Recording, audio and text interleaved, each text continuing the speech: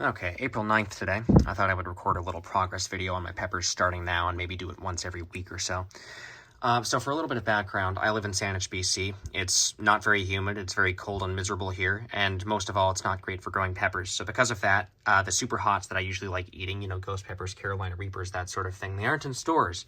So I just kind of decided enough's enough and I wanted to try growing them myself. And so to do that here, what you're basically forced into doing is buying these little hydroponic units because they're like a sort of artificial environment for the plants that make it a lot easier for them to grow.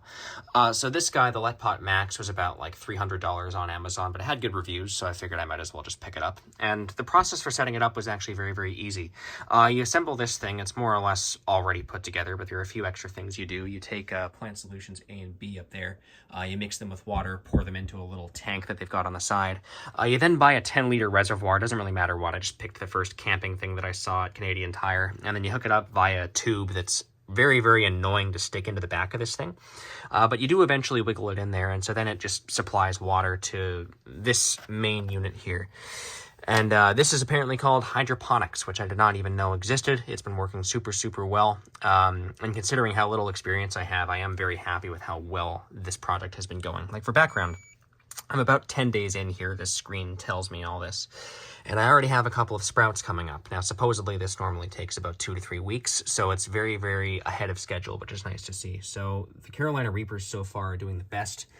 There is a single sprout with the chocolates, and with the ghost peppers, it's a little bit slower at the moment, but you can still see some things showing up there. So there's one there, and then a couple of others that are kind of spread about that you can spot. Now, one thing I am slightly worried about is that with a couple of these pods, you can see multiple different sprouts coming up. And so I am sort of worried that if it gets to the point where they roughly reach the same size, they're just going to be competing with each other and just cause issues.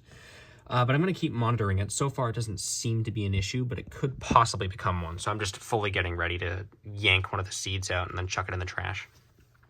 Hope it doesn't come to that. But yeah, overall, very, very easy setup. Again, I'm somebody with absolutely no gardening background. So the fact that I was able to just set this thing up, put some seeds and sponge and just wait has been great. So I'm really, really enjoying this, and hopefully some seeds come of it, or some plants rather. So we'll see. Hopefully record another video in a week, provided I haven't burnt the thing to the ground.